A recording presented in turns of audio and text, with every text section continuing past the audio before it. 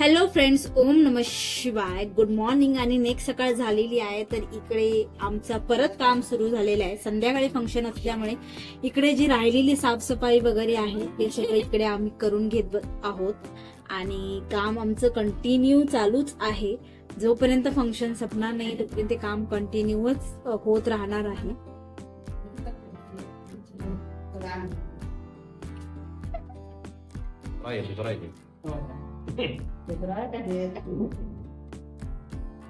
चोर पडल्या ते तुमचं काय दिलेलं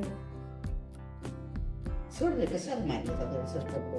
आणि मग इकडे खरवस बनवला गेलेला आहे. मला खरवस खूप आवडतो, सो त्यामुळे मला गावी गेल्यावर खायला भेटतं. आणि माझं नशीब इतकं चांगलं होतं की त्याच वेळा म्हशीचा चीक अवेलेबल झाला, दूध अवेलेबल झालं आणि मग मला खरवस भेटला. सो खरवस केलेला आहे, तोही आम्ही इथे टेस्ट करणार आहोत. आणि खरवसची जी रेसिपी आहे ती माझ्या युट्यूब चॅनलवरती ऑलरेडी अपलोड केलेली आहे, सो तुम्ही तिथून चेक करू शकता. तर ब्रेकफास्ट वगैरे सगळं करून झाल्यावरती मी विचार केला की केसांमध्ये पावसाचं सीझन असल्यामुळे डॅन्ड्रफ थोडा झालेला आहे, तर काही घरेलू नुस्खे मी ट्राय करते. सो तेच मी इथे करते आणि त्याच्यामध्ये माझे आजोबा मला थोडंसं हेल्प करतायत. ठेवूया, थांबा. ये तू, ये मध्ये.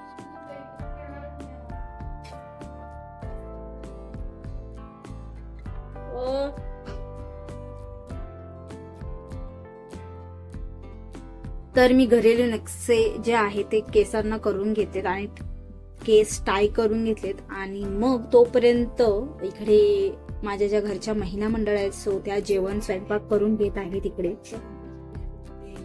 माझे पाय असे तिकडे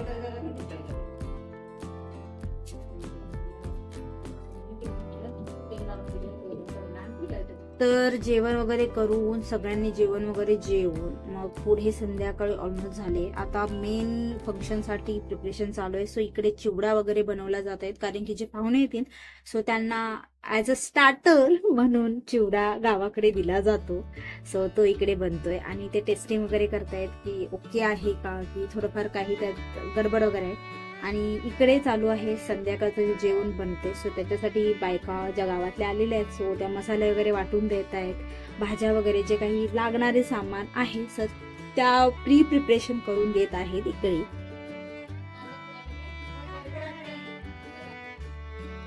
तिकडे आचारी येऊन जेवण वगैरे बनवत आहेत आणि इकडे बाकी जे स्पीकरवाले वगैरे आलेले आहेत ते सेटअप करून देत आहेत.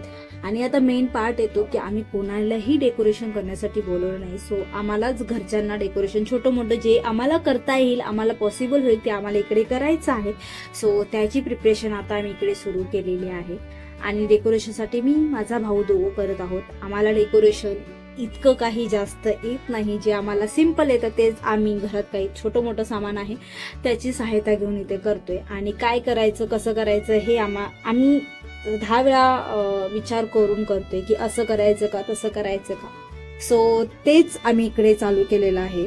आणि जे डेकोरेशन आहे ते तुम्हाला मी नेक्स्ट पूर्ण झाल्यावरती नक्कीच दाखवेन. तर हे आम्ही केलेलं आहे. सो तुम्हाला कसं वाटतं हे नक्कीच सांगा, नक्कीच कमेंट करून सांगा की ओके आहे की नाही.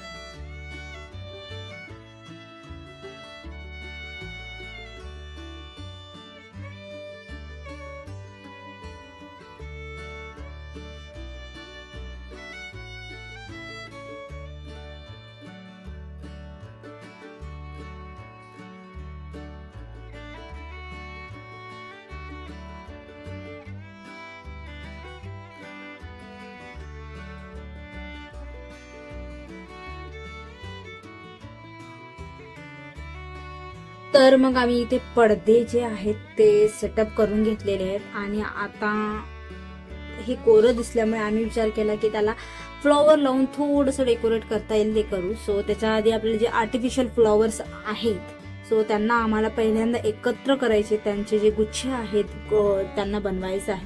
सो ते आम्ही इथे पहिल्यांदा करून घेऊ आणि त्यानंतर मग बाकीचं जे काही आहे ते आम्ही इकडे करू. तुम्हाला प्रश्न पडला असेल की प्रिपरेशन आहे कशासाठी चालू आहे. सो आज आहे आमच्या घरी बारसं.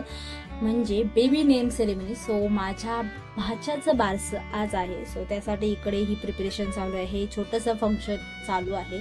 आणि त्याचा जो मेन पार्ट आहे नेम सेरेमनी, सो त्याचं जे आम्ही नाव डिसाईड केलंय आणि जे आम्ही नाव डिसाईड केले सो त्याचं आम्ही एक पोस्टर टाईप बनवण्यासाठी दिलेलं आहे. सो ते आणण्यासाठीच मी आणि माझा भाऊ आम्ही दोघंही जातोय आणि तिथून ते पोस्टर आणू आणि त्यानंतर मग जी काही राहिलेली थोडी मोठी प्रिपरेशन आहे ती करू, रेडी हो आणि मग आम्ही फंक्शनसाठी तयार होऊ. सो हेच आता इकडून पुढे आहे आणि त्याच्यानंतर मग जे काही राहिलेलं डेकोरेशन आहे ते आम्ही ते कम्प्लीट करतोय आणि त्यानंतर डायरेक्ट रेडी होऊन तुम्हाला मी भेटेन नेक्स्ट व्लॉगमध्ये. आणि डेकोरेशन कसं झालं, बेबीचं नाव काय ठेवलंय तुम्हाला नेक्स्ट नंतर कळेलच.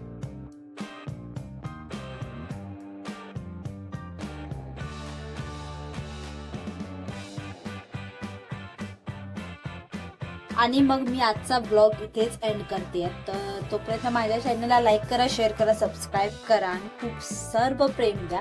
तर मी भेटेन तुम्हाला नेक्स्ट ब्लॉगमध्ये. तोपर्यंत बाय.